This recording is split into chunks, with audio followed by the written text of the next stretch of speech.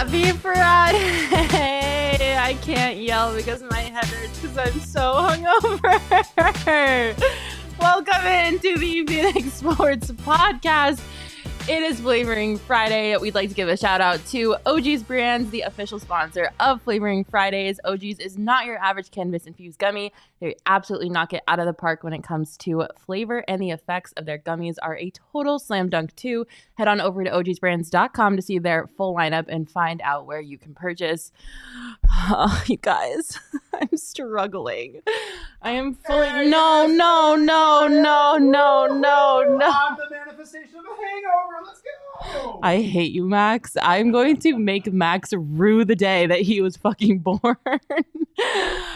Oh, you guys, I'm struggling so hard today. Last night was our staff Christmas party. Holiday party, I should say. Not Christmas party. It was a holiday party. There was a menorah there. Max lit it.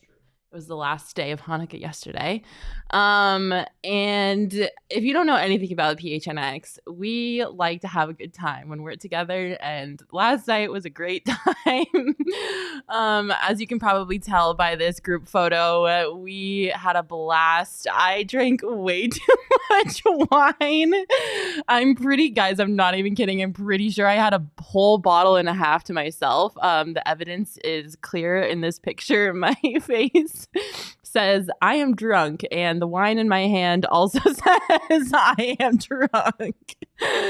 Yeah, that was quite a night. I drank so much wine. Damon can attest to this. At one point, Tim, our intern, was there, and I was like, Tim, just bring the bottle over. It was a mess and a half. Did you have fun, Damon? Yeah, it was a great time. How could you not have fun?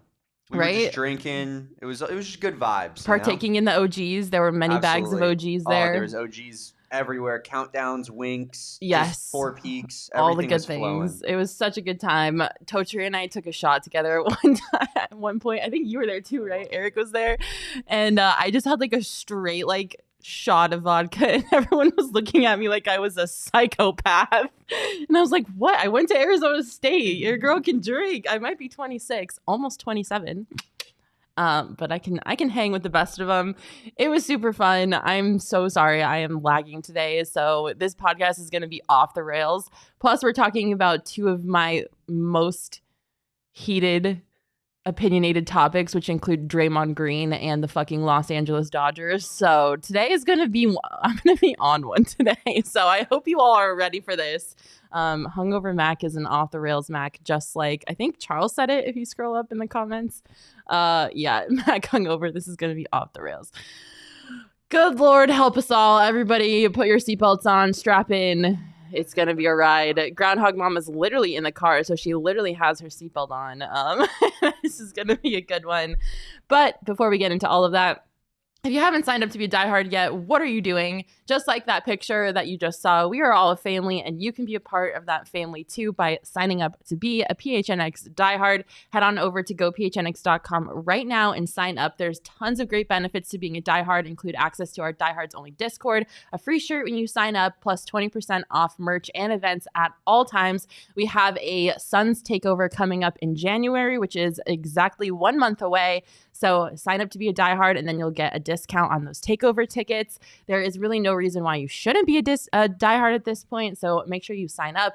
Also want to thank our friends at Burrito Express. They have the best burritos in the Valley, hands down. I honestly, like a burrito right now sounds so good to my hungover tummy. Oh my God. The perfect hangover. They are the perfect hangover remedy. Their burritos are to die for, especially when you accompany them with 5.5 salsas, which is what I need to properly eat a Burrito Express burrito, because their salsas also slap.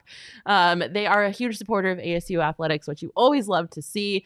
And they have multiple locations throughout the valley. So no matter where you are in the valley, there is a Burrito Express, probably pretty close by.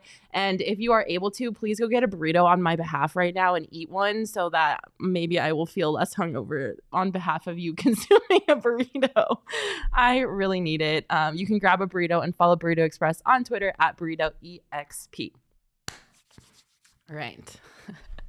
Let's get into it. I have a lot of thoughts to share with all of you, and my filter has been removed because I just don't care about anything at this point. Obviously, we all know we saw the big three finally play basketball together on Wednesday. But before we get into that, we have got to talk about what happened during the Suns-Warriors game earlier this week. If you missed it or have been living under a rock, Draymond Green was tossed in the third quarter on Tuesday's loss to the Suns after the officials assessed him with a flagrant 2 foul, considering the fact that he literally swung and smacked Nurkic in the face during an inbounds play. You can see here, I didn't even have to highlight it in a red circle.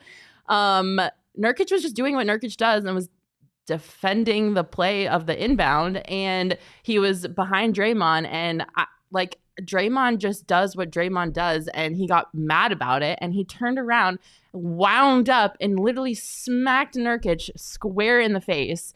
It is his 3rd ejection of the season so far, and I'm not surprised, right? Like, this is what Draymond Green does. Like, Draymond Green is probably the dirtiest player in the NBA, hands down. We're going to go through his rap sheet of offenses in a little bit. But, just like, my jaw was, even though it's not surprising, my jaw was still on the floor because that obviously was just so out of pocket. Like, there is no reason for you to literally wind up and swing and hit somebody else in the face during a basketball game. Like, that is bizarre to me. I have never felt that much rage inside myself. And that's like the only thing that I can explain is what happened is he is just a rageful, hateful human being and has to release the rage every now and then. And God help whoever he is playing when he decides to let his rage out, because it obviously manifests in super violent ways. And it's just honestly concerning. This is what Nurkic had to say about that incident after the game. I don't know, man. I was behind the play. I don't think what's going on with him, I don't know. Personally, I feel like that brother needed help. And I'm glad he not tried to choke me, but at the same time, it had nothing to do with basketball, man. Like, I'm just out there trying to play basketball, out there swinging. I think we saw that often, but hope he, whatever he got in his life, he get better. Yeah, man. First of all, super classy response for Nurkic. I don't know if I would have said what Nurkic said after an incident like that. I would have been on the podium like, yo, fuck that guy. He is insane. So shout out to Nurkic for handling that with a lot of class. He said it best. And he said, quote, that brother needs help. Like, he needs help. Nurkic was just defending and playing basketball, what he was supposed to be doing. And Draymond just took offense to that. A couple days later, I think yesterday actually, we found out the league had decided to permanently suspend indefinitely. So Draymond has been suspended indefinitely. In the press release, it was really funny. The league said that this outcome takes into account Green's repeated history of unsportsmanlike acts. Like, yeah, NBA, he has a lot of them, and we're about to go through all of them. But it's just crazy that this is what it took for him to be suspended indefinitely, because in my opinion, he should have been suspended indefinitely after he sucker punched his teammate in the face during practice. Shout out Jordan Poole. I hope you're okay. But I'm just I'm glad that this was a decision, that was the outcome. Something needed to be done. Like, he could not get away with yet again a super violent outburst. And considering this was his 3rd suspension of the season so far, 3rd ejection of the season, things have continually not gotten better for Draymond. Obviously, his suspension is going to begin immediately. It came out that he has going to have to meet certain requirements that the league and the team sets for him to be returned to play. We don't obviously know for sure what those are because they involve a lot of health, but like it's rumored to be that he needs to go to counseling and start anger management therapy, which I cannot recommend enough for him. He definitely needs to go seek some help, some anger management therapy. I obviously, I don't want to comment too much on his mental health or like the situations that might be underlying that kind of play into all of these like outbursts. Obviously, if someone's struggling with their mental health, they need to get help and they should get help. I don't necessarily think it's an excuse for being violent against other people. Like if you know you're struggling, you should probably take some preventative actions to prevent you from violently assaulting other human beings. But I do want to make sure that I'm being sensitive about the fact that like, I obviously don't know Draymond personally. I don't know necessarily everything that happens behind the scenes in his life, but if it is something that has to do with his mental health, like I really do, I'm excited that he's going to be able to get help and find some sort of healthy coping mechanisms, like outlets, because clearly something is not going right for Draymond. Like there is something either in his personal life or just like something is not well. Like he is an unwell human being because no rational human being does what Draymond does. And he has repeated history of unsportsmanlike acts, which is what they said in the press release. And he's out of control. Like Draymond Green is out of control. When the league talks about his history of unsportsmanlike conducts, they're referring to multiple different instances of not just like hiccups or like, one active like aggression. It was like major things. This man is just a rap sheet of cheap shots, flagrant fouls, like the list goes on and on. He is the person that punched his teammate in the face during practice, which honestly, effectively, like, I think that was the downfall of poor Jordan Poole, because then the Warriors traded him to the Wizards and he just kind of like faded off and no one ever really heard anything from Jordan Poole ever again.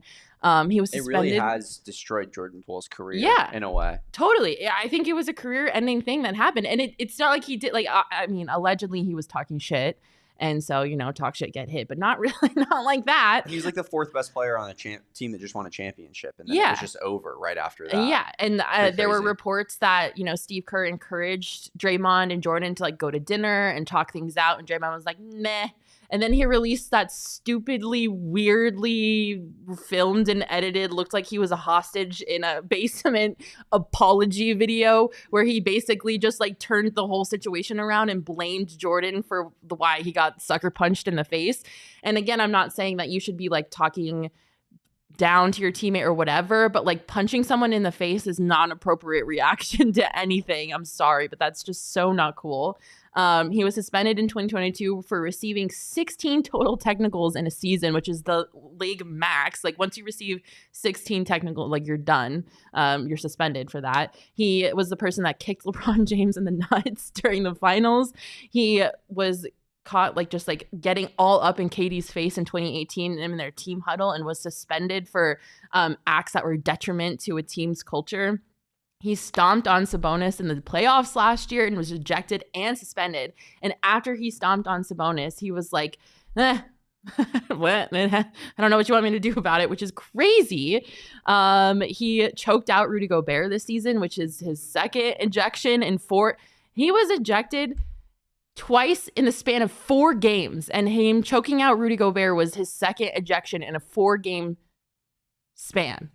Like, that is wild. And the craziest thing about all of this and this entire rap sheet of like violence is that he was unapologetic about all of it. He posted on his Instagram story after the Gobert thing saying, this is 12 years of him being in the league and he's never going to change. And if after 12 years you are expecting him to change, then you're the crazy one. Like, talk about gaslighting. Like, sorry for expecting you to not be violent against other players in the NBA. My bad. He was celebrating after he was stomping on Sabonis. I remember that he was like walking around and running around like, oh, what, you want to mess with me? He like hopped up on the bench and was like yelling at the crowd, like just bizarre acts. And like I mentioned, the weird apology video to Jordan Poole where he was like basically like, you're the reason I punched you in the face. Sorry, not sorry. Like, it is all just so like that many violent acts is already bizarre, but then you add into the fact that he just does not care and he is not apologetic in any way, shape, or form.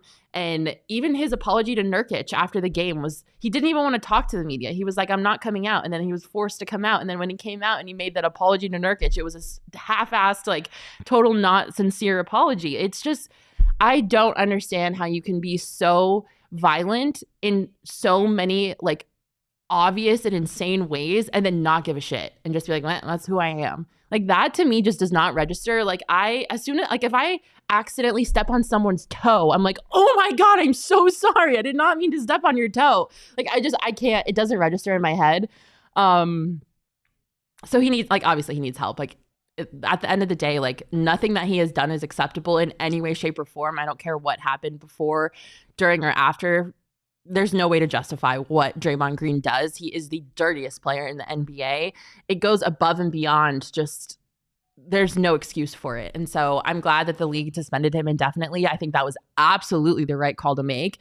I wouldn't be sad if he never played basketball again. I don't know if that's too harsh, but I mean, the only shots that Draymond Green can make are cheap ones. Like sometimes he comes up in these clutch moments and has a great game every now and then. But I think up into the point where he hit Nurkic, he only had 2 points. Like, it's not even like he's a superstar basketball player anymore. So I wouldn't be sad if I never saw Draymond Green play another game of basketball, to be honest with you. And I don't know if that's too harsh or not, but he needs help. And I'm glad that the league noticed that. I wish they would have noticed it when he sucker punched Jordan Poole in the face. But it took how many more ejections and suspensions for them to get to this point. So I'm just glad that hopefully he can get the help that he needs and he will follow through with the conditions that the team and the league sets for him in terms of seeking anger management and therapy. Because if I've seen anybody that is a perfect case for anger management and therapy, his name is Draymond Green. So I just hope he gets the help that he needs because my God, holy cow, he is off the rails. And I hope he gets the help that he needs because it's to the point where it's bad. Would you be upset if he never played basketball again, Damon? I'm in a weird place with Draymond because like I'm such a contrarian that I've always liked people that everyone hates. No. But this is just another degree. Yeah. It's indefensible. So it's just like I don't really like hate him, but I mean, he obviously needs to get some help. You can't be putting people in, chokeholds, UFC chokeholds in the middle of NBA basketball games, and then sucker punching your teammate, stomping on people. somebody. Like it's out of hand at like this we're point, not playing GTA. Sure. Like this is like a real life situation. It's so crazy. Jan Paul Edwardizios in the comments saying Warriors enabled him all these years. Yeah, I mean, I think there was a lot of lack of accountability that was displayed from, I think, both the league and the Warriors. Like, I don't think anybody really did a good job of holding him accountable. Like, after you sucker punch a teammate in the face, I'm sorry, but Steve Kerr, the resolution is not, hey, maybe you guys should go to dinner. What? I'm not going to dinner with someone who just sucker punched me in the face. Like, that is insane. So I just hope he gets the help he needs. And like I said, I wouldn't be upset if we never saw him again, but I digress. We have some big threes and some twins to talk about. Before we get into the big three, we want to give a shout out again to our friends at OG's. Thank you so much for sponsoring Flavoring Fridays. They are a wonderful partner of ours, and you can unwrap the merry, bright, and downright delicious gift of OG's gummies this holiday season. Whether you're gifting to a friend or treating for yourself, OG's is the ultimate holiday hack for peace and mouth-watering cheer. For any of you who have in-laws coming into town and you might need to like chill out a little bit or like need to like, take something to be in the same room as your in-laws, OG's has got you covered. There's no better time for OG's than the holiday season. You can also take an OG's before Christmas dinner and then eat some extra Christmas dinner. They've got you covered this holiday season. They've got friendly, lightweight mini OG's that are only 3 milligrams. They've got some awesome RSO options. Anything you need for the holidays to get you through, OG's has got you covered. Their gummies are delicious. They're scratch made right here in Arizona. I can't recommend them enough. To learn more about OG's mouthwatering options and upcoming deals, head on over to ogsbrands.com. Also want to give a shout out to our friends at Shady Rays. They build the best premium polarized sunglasses in the world. They are on par with any luxury or designer sunglasses company that you can think of. They've got durable frames and extremely clear optics for all of your outdoor adventures. Shady Rays offer the most insane protection in all of eyewear. Every pair of sunglasses is backed by their lost and broken replacement. If you lose or break your pair, even on day one, they told us they'll send you a new pair for free, no questions asked. They've got your back long after you purchase. You can shop their entire collection at the brand new location in Kierland Commons, a full-stop shop for all things Shady Rays. You guys know I'm a huge fan of Shady Rays. I brought my brother, who is a pilot, a pair even before they were a sponsor of the show because of the polarized option. I guess pilots need that. I don't know. I couldn't tell you anything about what being a pilot means, but I do know that my brother uses his Shady Rays in the cockpit of a plane day in and day out. Exclusively for our listeners, Shady Rays is giving out their best deal of the season. Go to shadyrays.com and use code PHNX for 50% off 2 or more pairs of polarized sunglasses. Try for yourself the shades that are rated 5 stars by over 250,000 people. One day I'm going to figure out how to say polarized and not fuck it up. It has been a struggle, like constantly. The 3 PPSPs I've done, it has been a struggle, I think, on every single one of them. Yeah, I can't say it. It's a tough word. I cannot figure out how to say that word. Before we talk about Ohtani and the Dodgers and Glass out, we obviously have to talk about the fact that we finally, for the first time this season, saw Devin Booker, Bradley Beal, and Kevin Durant play a regular season game together. Oh my God. Relief and joy is all I feel. We'll talk about that in a second. But first, obviously, there was another huge factor to that game against the Nets because the Twins were back in town. It was obviously the first time that Mikal Bridges and Cam Johnson returned to the Valley to play some basketball after being traded to the Nets. Before the game, they met with the media and they both were able to kind of reflect on their time with Phoenix. And this is what Cam Johnson had to say. Yeah, these fans are great. These fans were amazing. And it's crazy, the development of the program, the development of the team culture, and the development of how, the city kind of cared for this team over my time here was just amazing to see. And I think a big part of that mutual love is the fact that we were able to sort of, in a way, grow something together, where it had been a couple down years and we were able to just, put a group together and turn it around a little bit. And that love is very mutual. I love the fans here, and when I'm back in town, they, treat me as if I never left. And that's something that you just can't take for granted because nobody can really take that away from you, Yeah, nobody can take away the fact that the Suns fans love Cam Johnson and Mikal Bridges, and I love that he was able to say that and know how much he's loved, and he feels that love because it's true. Like, Suns fans literally love Mikal and Cam so much. Our Twins forever. I also love how he was able to say that I think a lot of the love that they were able to earn from the fans came from the fact that they were able to build a successful team together, and they, rode it out through some really, really tough years, including winning less than 20 games in a season.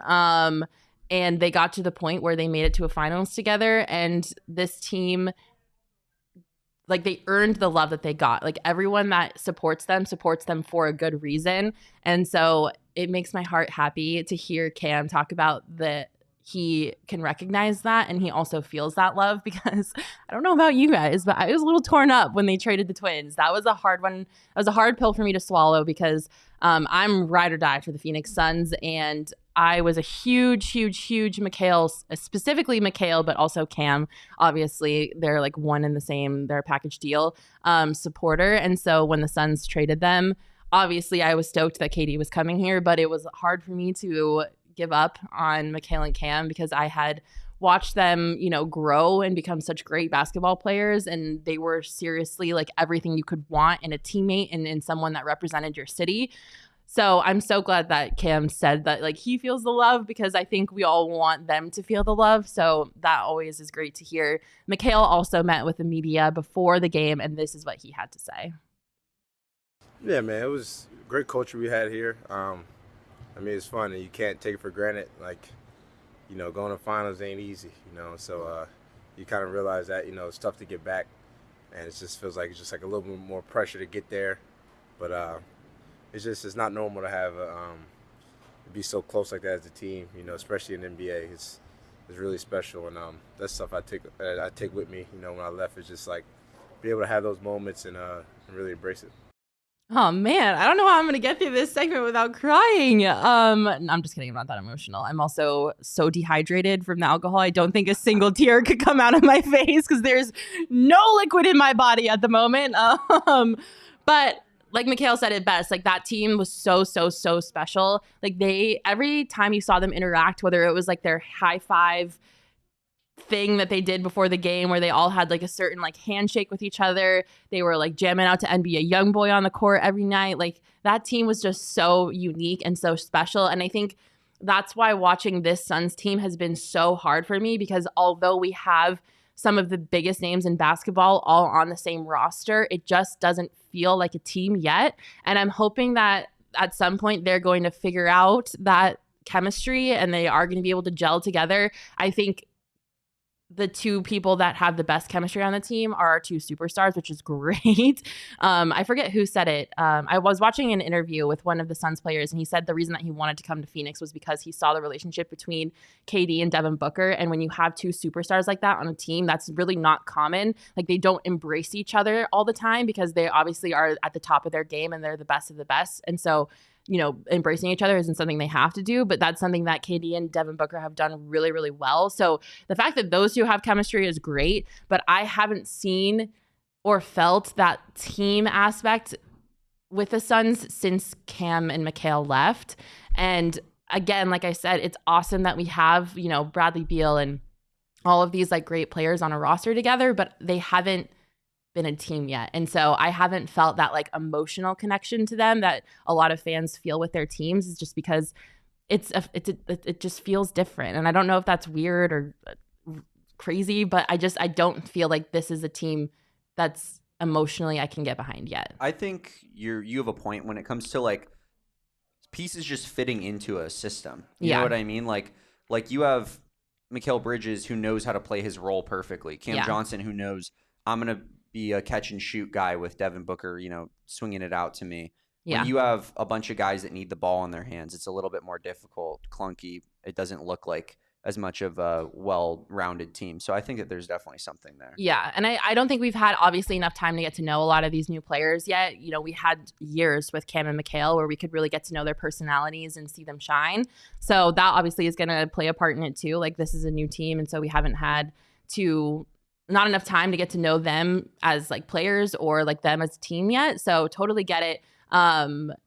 Ted Offensive, thank you. He said Eric Gordon was the one who said that. Yeah, Eric Gordon did a great interview talking about why he wanted to come to Phoenix. And he said the fact that KD and Book embraced each other was a huge reason why he wanted to come here, which you always love to hear. Triple B making another great point in the comments saying Monty was also a big part of that. I totally agree. And you can see the effect that Monty has on teams, because look what's happening with the Detroit Pistons right now. Like they might not be the best team in basketball, but what they're building in Detroit is kind of cool. And you can see that chemistry that has started to form in Detroit, and Monty is their coach. So I think that is a huge testament to the type of coach that Monty Williams is. And that is a fantastic point that I hadn't thought of until you just said that. So thank you for saying that, because I think it's totally valid. I think Monty had a huge part in building that team culture.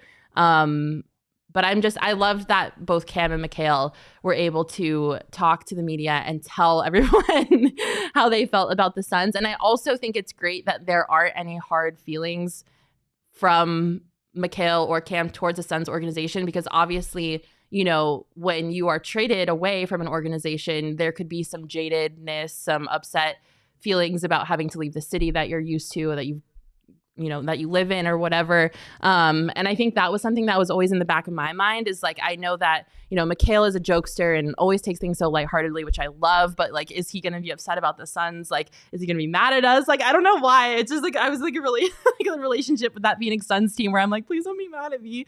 So I'm glad to hear that, like, obviously there's no hard feelings from what Mikal has said so far, which is also great, because there were a lot of signs in the arena that night that said like build bridges back to 2026, and a lot of people that were like bring Cam and Mikal back, which I would die and pass away if that happened. I would love to see Cam and Makayla back on this team. Obviously, that's a little farther away. But like I was saying, I'm just so happy that Cam and Mikal said that they could feel the love, because they are loved and they are missed. And it was so, like, it felt right seeing them back in Phoenix and on the court. Obviously, they were wearing a different jersey, which was really hard and weird to see. But just like having them back, I don't know, this is so weird because they're literally basketball players on a basketball team, but I'm just like so emotionally invested into them because of what they did for the Suns and taking us to a finals and whatever. But just seeing them back on the court in Phoenix just felt right. So I would love to see them come back if that was possible. The Suns also did a lovely, lovely tribute video, which we're going to show you right now if you missed it and you weren't at the game, which a lot of you in the comments said you were at the game, and I'm super jealous. I wish I would have gone, because if there was a game to go to this season, it was that one. So I'm kind of bummed I missed it. But if you weren't there, if you haven't seen it, this is what the Suns did for the Twins before the game.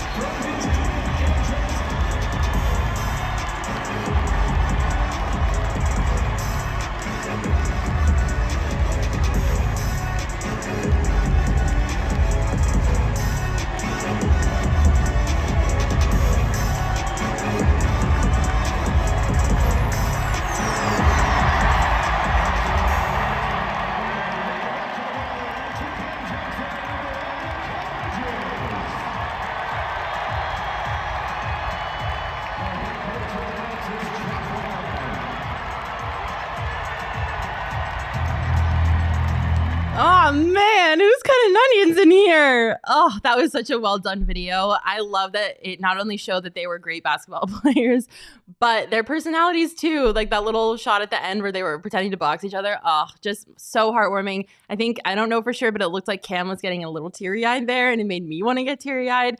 It was a great tribute video that was so well done, and I'm glad that the Suns did that justice, because there's one thing you can't mess up, and that's the Twins' first game back in Phoenix. So I'm glad that they didn't mess it up. It was an awesome tribute video, and it was great to see. We weren't the only ones, at least I wasn't, that was excited to see the Twins back. After the game, this is what Devin Booker had to say about seeing Cam and Makayla again. It just felt like practice, honestly. Obviously a lot of emotion there, a lot of feelings there. I, obviously keep up with them every night, and my league pass, the Nets are one of my favorite teams. I know I have them starred. So if I'm not watching it, I'm getting an alert or checking box scores. Them guys are, it's bigger in basketball with them. Everybody here knows they're high character. And, they left their mark on this organization. Yeah, they absolutely left their mark on this organization. And Book said it best. They're high character individuals, which makes it so easy to root for them, even if they're not wearing a Suns uniform, which is why we care about this, DeAndre. They're just awesome human beings that are so easy to cheer for. And I can say that no matter what uniform they're wearing, I will always cheer for Makayla and Cam as people and as players, just not when it's against the Suns.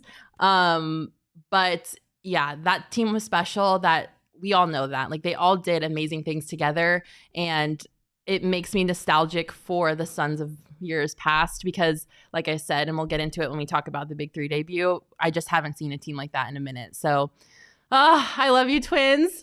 I'm sorry that you're not on the Suns anymore.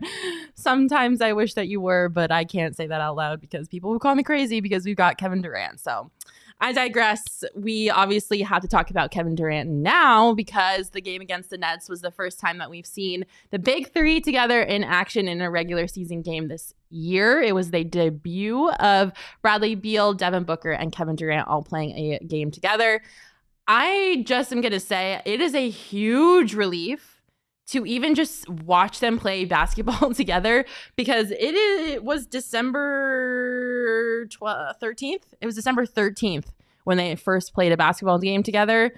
And I was beginning to think that they might never play a basketball game together at that point, because we were months into the season at this point. and we still hadn't seen them together, I was starting to think it was like a legend, you know, like, are they real? Is this going to happen? Are they actually going to play together? So just seeing them on the court together alone was a huge relief. I was like, oh, okay, this is real. They're going to play together. This is where they can start finally like building that chemistry that we are already talking about this whole podcast and podcasts before this. So just them being on the court together was a win for me, but I'm not going to lie to you guys. I was a little underwhelmed. I saw some things that I was like, uh-oh. Obviously, that's bound to happen. This is why I'm so bummed that they didn't have time to kind of work out some of these kinks at the beginning of the season, because I think we would be leaps and bounds ahead of where we are now as a team if they had been able to start the season together, because I think a lot of what we saw in that game were things that could have been avoided if they had more playing time together and more time to build like that team chemistry. And I don't want to, like, it wasn't a bad performance from the three of them by any stretch of the imagination. Like, I'm not trying to say that I was wildly underwhelmed and majorly disappointed at all. So don't get me wrong there. I mean, Booker had 34 points, 12 assists, 6 rebounds. Kevin Durant had 27 points, 6 rebounds, 4 assists. And then Bradley Beal chipped in 14 points. He shot the team's best 6 of 9 from the floor, and he added 4 assists. And that was only his second game from returning from injury. So nothing to shake a finger at. Not a bad game at all. I'm not saying that, so please don't come for me. But Booker didn't attempt a field goal in the first quarter, which I guess is a side effect of being a point guard. But it was just kind of weird to watch. I don't know. I'm not used to not watching Devin Booker take shots. Kevin Durant was really ineffective from 3 to start out the game, which is not very easy money sniper of him. The whole team actually kind of struggled shooting from 3, which when you're playing against one of, if not the best perimeter defensive teams in the game, you really can't afford to struggle shooting from 3, because the Nets will take advantage of that every chance that they get. The team needs chemistry. They need a lot of work. They need to pull it together in some aspects. I'm not really encouraged by what I've seen from Frank Vogel as a head coach. Their fourth quarter collapses on defense are, I don't know if I can explain that. They characteristically collapse in the fourth quarter, game in and game out, and it still hasn't been fixed, which is something that Frank Vogel allegedly is supposed to be able to fix. Nurkic has been able to kind of find his groove a little bit, which is nice, because at the beginning of the season, I was like, get Nurkic out of here, like ship him away from this team. So I'm glad that at least Nurkic has been able to kind of find a little bit of a groove. Connor in the comments saying Metu has been nice. Totally agree. B is saying Metu, Gordon, and Eubanks can stay, in his opinion, at this moment. I mean, there are some players on this roster that haven't contributed much, if at all, nothing. And, you know, I think you saw the difference between where the Suns are and where we thought they were going to be, especially with our stars out. Like, there were people that were supposed to step up to the plate and help this team, and they just didn't. And, you know, depth is everything in the league. You saw how important depth was last season, and the season before that, to be honest with you. The Suns haven't had depth. They haven't had bench depth, and it has bit them in the butt. They've shot themselves in the foot. And so I'm not trying to say that they obviously don't, they're not in the same position. Like, they have more depth, yes, but the depth is not effective. That's scary. It's just been a whirlwind of a season so far, some highs, some lows. They need to be able to get together as a team and get that team chemistry going, which obviously now they can do that because the guys are healthy. But the Suns haven't looked like a great basketball team so far this season. They've obviously had moments. There have been some individuals that have had some great performances every now and then, but I don't think it's crazy for me to say I don't think the Suns are a good team right now, or a great team right now. They're good. They're okay. They can make it. They can do some things, but they need to step it up, and they need to get these kinks worked out fast, because there's too much on the line for them to not get this figured out quickly. And, you know, the synergy of the city and the fans and the support around this team, I felt has kind of been dwindling. So they need to figure out how to get this fixed quickly so that they don't lose the fans. I'm not saying that they would ever, because obviously this is a Suns town, but you don't want your fan base to get apathetic. And it feels like we're kind of tiptoeing towards like the apathetic line, which is not great. But I don't know. Like, Damon, do you agree with me? I just don't think the Suns have been great this season. They're pretty mid right now. Like, I watched a lot of Suns games. They're very mid, and there's a lot of players that I'm not huge fans of. Yeah. I think that obviously, like, when you trade it for Bradley Beal, you're gonna have, and Kevin Durant, you're gonna have a pretty shallow team. Yeah. But I people are talking about it in the chat, like Bol that was one of the worst things I've ever seen when he came into the game the other day. Don't even get me started on that. You know, Drew Eubanks has been okay, not great recently. Yuta's been really, really bad. He's awful at defense. Eric Gordon looks terrible. So you got to start getting some contributions from other guys. Yeah. You really do. Like, Nurkic has stepped up, like we talked about. Like, that's good because early in the season it wasn't looking great there. But like, everybody else needs to start stepping up too, because that's just going to be the reality of this team's situation with the state of their roster. Yeah, totally agree. I know that some people in the comments were talking about Bol and about him being a project. I'm over it. I'm done with the Bol project. Like, I don't want to see him anymore play basketball at all. I obviously watched him play basketball with the Nuggets as well because I lived in Denver during the time that he was on that team. And Bol is an anomaly.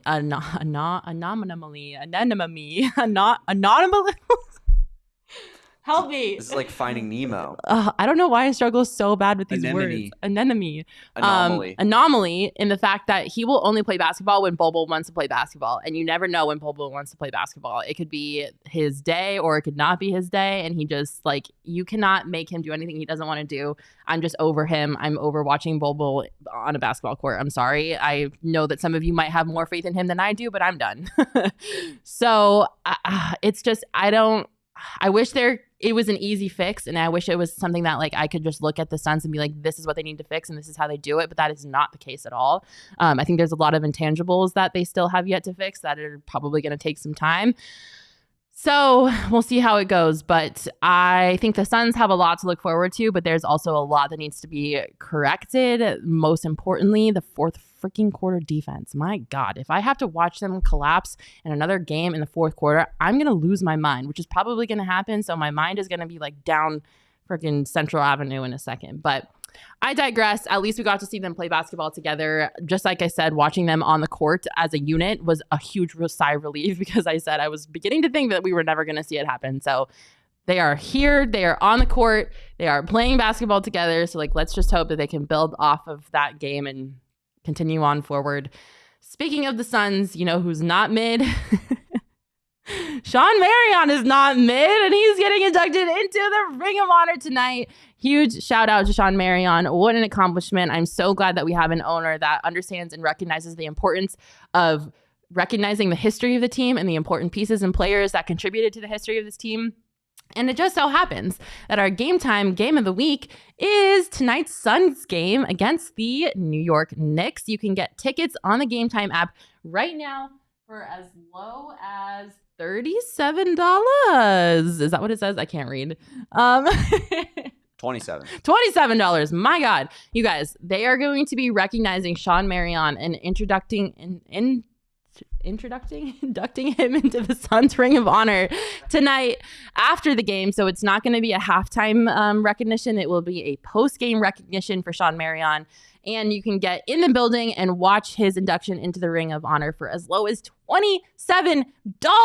That is freaking insane. If you don't have plans tonight and you're a Suns fan, what are you doing? Get your butt to the game. Watch Shawn Marion get inducted into the Hall of Fame. And you can do it by heading on over to the Game Time app. They are the best, fastest growing ticketing app in the country for a reason. They have the best deals on tickets. No matter what you want to go to, a concert, a sporting event, even if you're just looking for a parking pass to somewhere, Game Time has it all and for the lowest prices available. Also, tickets make a great holiday gift. So if you're looking to give a present to someone in your life that you love, getting them tickets to a game is a great freaking present. I will say I could be so happy if somebody would buy me some tickets to a game. That is the ultimate gift for the sports fan in your life. You can snag tickets without stress on the Game Time app. All you got to do is download the app, create an account, and use promo code PHNX for $20 off your first purchase. Terms apply. Again, create an account and redeem code PHNX for $20 off. Download Game Time today. Last minute tickets, lowest prices guaranteed. Also want to give a shout out to our friends at Gila River before we start talking about the Dodgers and Ohtani and all of that mess. I love Gila River, and I have to give a personal thanks to our friends at Gila River because they hooked me up with some tickets to a concert that happened last week. It was an Ernest concert. Ernest is a country artist, for those of you who might not know, and I'm a big country girl. Ernest was playing at the Gila River Resort and Casino Wild Horse Pass, and it was so much fun. The venue is beautiful. We got to go to dinner in the casino before the concert, and then after the concert, we grabbed drinks at the bar inside the casino and then did some gambling. I lost some money because I'm not very good at gambling, so if you ever want to take me to Vegas, don't, because you're probably going to lose money. I cannot gamble to save a life. I have no luck. And I am really bad at blackjack. So unfortunately, I lost money, but I still had a great time losing money because we were doing it at a Gila River Resorts and Casino. And I just had so much fun. The concert was awesome. Like I said, the venue is gorgeous. Their seats in that venue are like luxury recline, like they're like amazing, comfortable seats. It was just a great venue, a great time. I took my best friend Carly. We had a freaking blast. So thank you, Gila River, for the tickets. If you haven't seen a show or if you haven't been to a concert at Wild Horse Pass, you have got to go. Like I said, you can get dinner before, you can gamble after, you can get drinks after. It is just like a one-stop shop for the most fun and entertaining night of your life. Gila River Resorts and Casinos has got you covered, especially at Wild Horse Pass. If you go to see a show, let me know on Twitter, hit me up and tell me if you go to a show. It's like unmatched. The level of entertainment is unlike anything you will ever experience. You do you at Gila River Resorts and Casinos. Visit playatgila.com for more details. Before we get into Ohtani, I just want to say the chat got mad at me for saying Eric Gordon was terrible. I want to walk that back. I looked at his stats. I think I've somehow missed every single one of Eric Gordon's good games this year and watched all of his awful games. So he is inconsistent. I will say. I don't think he sucks. I apologize to Eric Gordon. He has not been terrible. He has not been terrible, but he has been inconsistent, which is frustrating because I like Eric Gordon as a person. I think he's a great teammate, a great character guy to have in a locker room, but he's definitely been inconsistent so far this season. I don't want to talk about the Dodgers. I hate the Dodgers. If any of you in this chat are Dodgers fans, I'm sorry you're about to be severely disappointed. But I mean, you might enjoy reveling in the misery that you're about to experience on behalf of me as a Diamondbacks fan. My worst nightmare came true. I woke up in the middle of a night before Ohtani signed with the Dodgers in a cold sweat, screaming because I had a feeling, I had a nightmare that Ohtani was going to sign with the Dodgers, and it came true.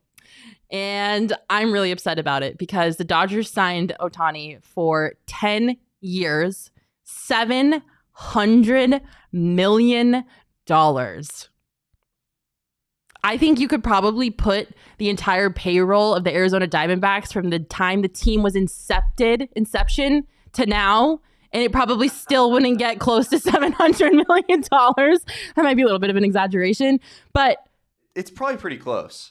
Like, what the fuck? How is anybody supposed to compete with a $700 million contract? It is the biggest contract in pro sports history. He passed Lionel Messi, Ronaldo, Patrick Mahomes, who... Shohei Ohtani has the biggest contract in pro sports history right now, and he's playing in the National League West. Why me? I'm so upset about it, as if you couldn't tell. This is why I hate baseball sometimes. Like, I am a baseball girly through and through. Like, if you know me, I'm the type that will go to a baseball game, listen to the radio broadcast on my little Walkman, and keep score in the scorebook. Like, I am that type of baseball person, okay? So that's who you're dealing with here.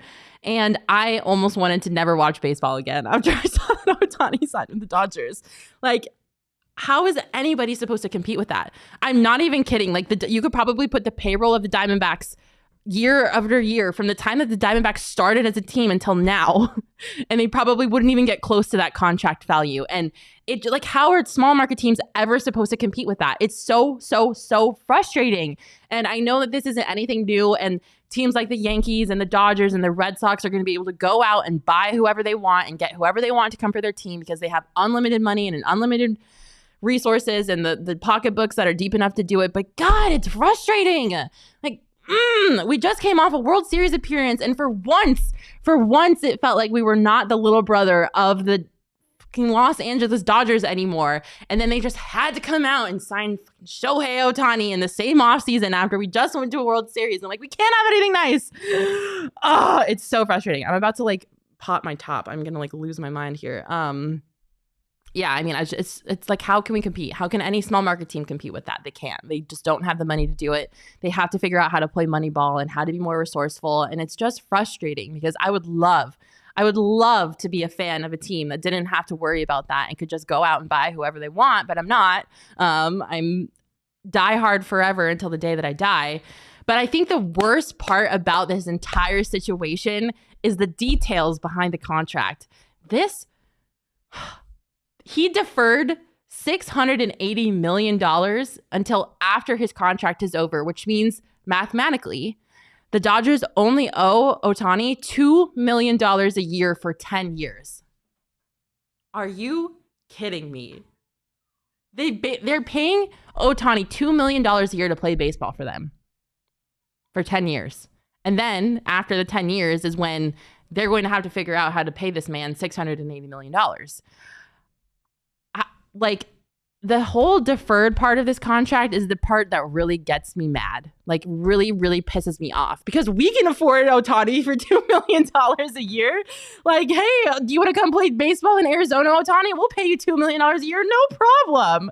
But we can't afford to pay you that $680 million that you're going to be owed after the 10-year period. Like, oh, it breaks my heart. Like, it is so fucking infuriating. I'm sorry, this is not a safe for work podcast, but I can't keep my cool when I'm talking about the Los Angeles Dodgers. The whole reason that the money is deferred is to help the Dodgers avoid the competitive balance tax, which again is annoying, because the Dodgers owe a lot of taxes in the competitive balance bracket. I am sick to my stomach, and I'm tired of the Dodgers. And to make matters worse, they just traded for one of the best pitchers in baseball. Like, now Tyler Glasnow is on the fucking roster. Awesome. Great. Because if not having probably the best baseball player, generational baseball player, the most insane talent, like just a generational defining baseball player in Shohei Ohtani, oh, sure, let's go fucking sign Tyler Glasnow. Awesome. Great. Let's just, get him here too. I love that for me. I love that for everyone else that's not a Dodgers fan. Like, are you kidding me? They traded for Tyler Glasnow, and then he was immediately like, you know what? I'm looking at this roster. I'm liking what I'm seeing. I'm kind of liking my odds here. So I'm just going to sign an extension right now. Like, go ahead and sign that. Give me that contract, and I'm going to sign that extension. And the total contract is valued at $135 million. We don't have that money, you guys. The Diamondbacks do not have that money. They have made one big signing this offseason, and it was for a pitcher, and the total contract value was $80 million. We cannot afford to pay pitchers $135 million. And obviously, that's market value. Good on Tyler Glasnow for getting his money, getting what he's owed. The deal averages out. It's a total of a 5-year deal. It averages out to about $27 million a year. The Dodgers' total payroll for 2024 is roughly $251 million. That's after Glasnow and Ohtani's contracts. $251 million total payroll. That's a lot of money. We don't have that type of money here in Arizona. Honestly, crazy. It's not 300 to me. I'm sure it will be by then. I wouldn't be surprised if they get it to that point. It's nuts to me that they're somehow, good management on their part to keep that under 300 with. It wouldn't be if Ohtani wasn't like, yeah, sure, just pay me $2 million a year. It's true. Ohtani. Yeah, Ohtani Fuck alone. The $70 million alone pushes that over 300. Yeah. Yeah. Like, are you kidding me? Like, why could you just not say, you know what, Dodgers, thank you for my money, but enjoy having to figure out how to pay that competitive balance tax? The competitive balance tax threshold in 2024 is $237 million. So I can't do math that well, but I know that $251 million, which is the Dodgers payroll, is over the $237 million competitive tax balance threshold. The Dodgers paid that tax in 2021, 2022, and 2023, which means that they were over the competitive tax balance cap 3 years in a row, which means that they are subjected to even higher rates on the competitive tax balance because of the fact that they paid the tax 3 years in a row. And the 4 thresholds that are on this competitive tax balance are in $20 million increments. So I have to do math really fast. They're still within the first threshold of the competitive tax balance because they haven't exceeded that first $20 million threshold yet. And obviously Ohtani's contract, if it was divided up in any other way, probably would have put them over that second or even third threshold of the competitive tax balance. I'm just frustrated. I'm so frustrated. It is so unfair for teams like the Diamondbacks or the Rays or God bless the A's. My God. It's just like we can never win. We can never have anything nice. And obviously, like baseball, I was talking to Jesse Friedman about this, who's our D-backs reporter. I was like, why doesn't baseball have a salary cap? Like, please explain this to me, because to me, the easiest way to make the sport more balanced and more competitive is to have a salary cap. And Jesse's like, they're never going to do that. They're never going to do that. The owners are never going to go for that. The owners of like the bigger teams are never going to want that. And, you know, the players are obviously not going to want that either, because that limits how much money is lining their pockets. So the players are never going to be like, yeah, sure, let's have a salary cap. You know, let's have less money available on the table for what you can pay me. So as far as like a salary cap coming, that's not going to happen. And then people were righteously frustrated about the deferred money, and they were, you know, clamoring like, is this allowed? Is this even legal? Like, there was a meme that was like, what's something that's not illegal, or what's something that's not illegal but feels illegal? The Ohtani contract feels illegal even though it's not.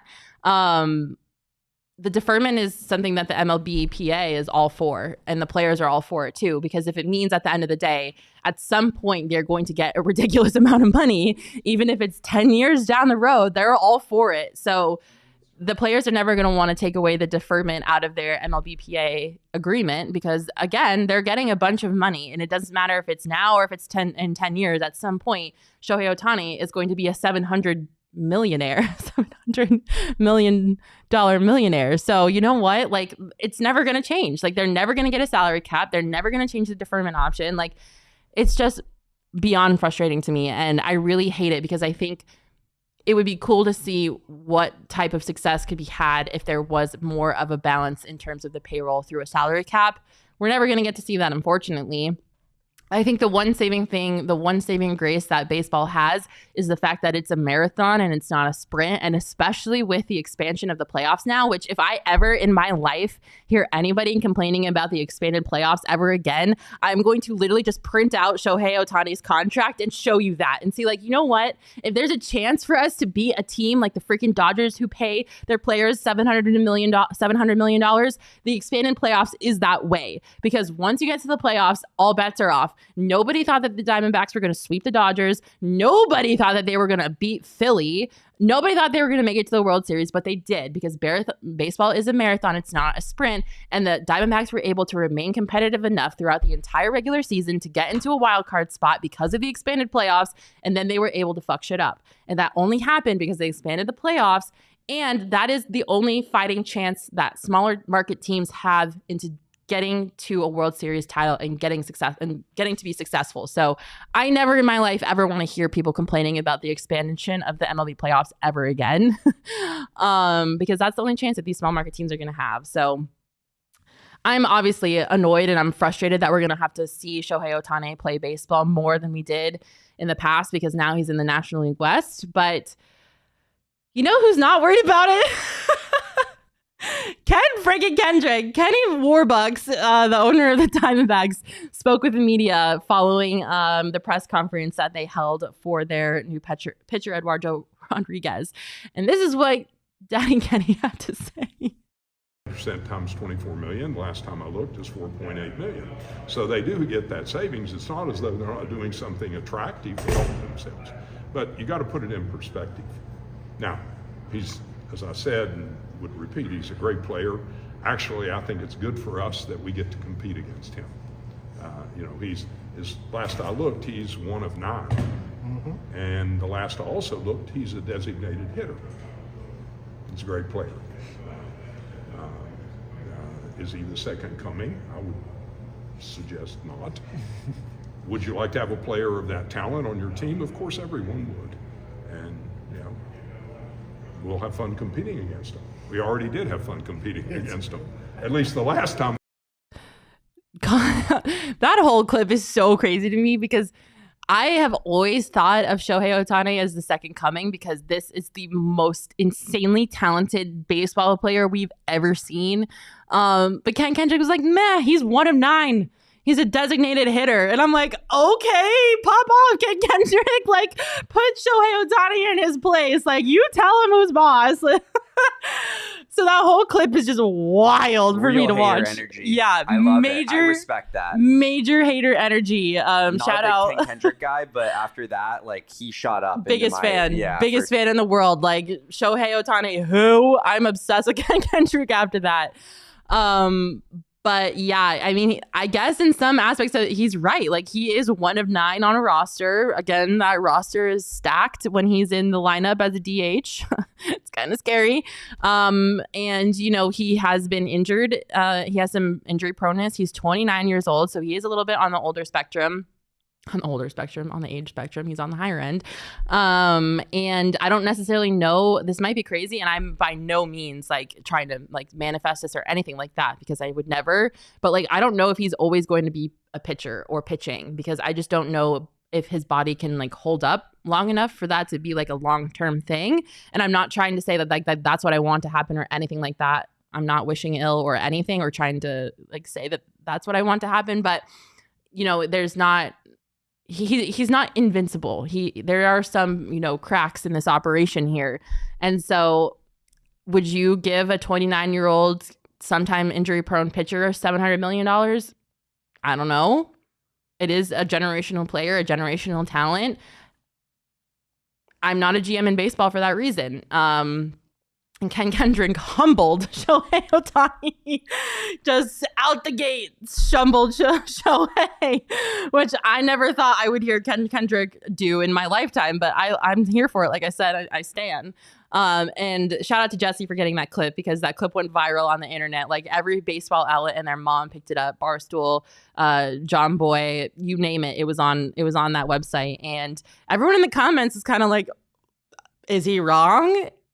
He hasn't won in the playoffs. We haven't seen Shohei in a playoff situation because the Angels are the best team in baseball at wasting generational talent. I'm looking at you, Mike Trout.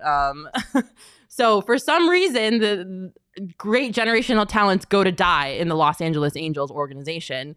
And we haven't seen him in a playoff situation. So it may seem like doomsday, but Ken Kendrick said, pump the brakes. It is not doomsday. He is 1 of 9. Absolute icon for that. So yes, it is frustrating. It is something that the Diamondbacks are unfortunately going to have to deal with for the next 10 years. And it sucks. I'm not saying that it doesn't, but thank you, Ken Kendrick, for reminding us that it is all going to be okay.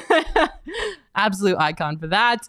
Before we round out the show, I also quickly want to talk about the fact that we finally heard from our brand new pitcher that we spent $80 million on.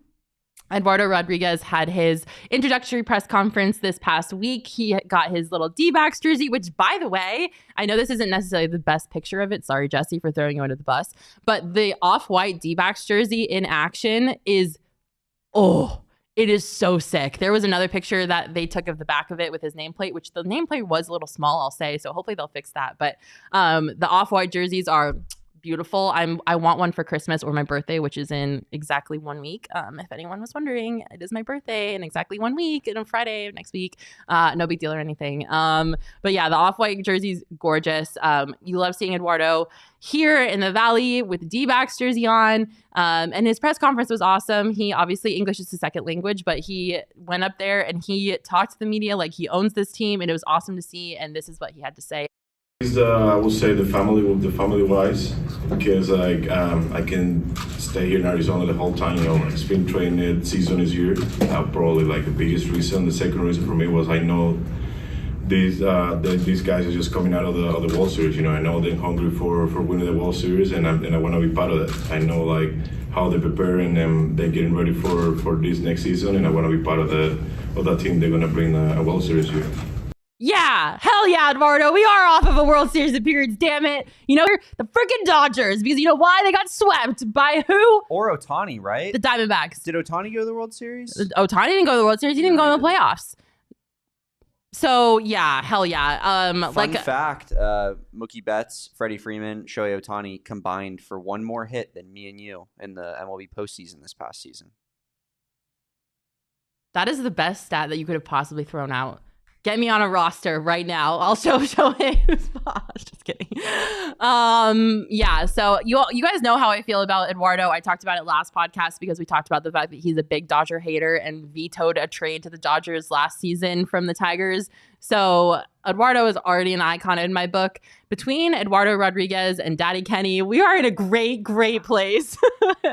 I am not letting the fact that there is a generational, once-in-a-lifetime baseball player in the National League West distract from the fact that the Diamondbacks made it to the World Series, and they're not done, I don't think, in this free agency yet. And we're going to counter your Ohtani with probably a JD Martinez. And we're going to see who gets more hits in the playoffs, JD Martinez, Shohei Ohtani. And then we'll talk about that $700 million contract, okay? Oh, I just have to rationalize this somehow so I don't cry. Oh my gosh. That's the show. You love it. You love to see it. Charles Whittlebike, defending National League champs. Let's fucking go. That's right. The National League is ours, at least for another couple months until the regular season starts again. Oh, thank you guys so much for tuning in. If you didn't hear, it is my birthday next week, and it is on Friday, and I took the day off. So I will not be here hosting TBSV because I will be not in Phoenix. I will be celebrating my birthday, as I should, because you only get one birthday. And mine just happens to be next week. And I'm not making a big deal out of it or anything, but I better see some of you tweeting at me happy birthday on the internet. Damon, are you going to give me a present? I'll think about it. You'll think about it? Yeah, I'll think about it. Well, you know what I want? Off-white D-backs jersey. No more red wine. I'm not consuming red wine for more than ever again. I'm never again. No more red wine for me.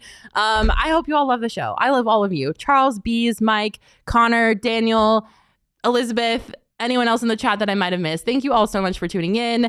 I am going to go take a nap because I am hungover. I'm going to hydrate, and then I'm going to go out again tonight because I say that I'm not going to drink again, and then I literally do the next day. So, I went to Arizona State. I don't know what else you can expect. Thank you all so much for tuning in. I hope you all have a wonderful, wonderful weekend, and I won't see you next week, but you can tell me happy birthday on the internet. Bye. Y'all silly like the mayor.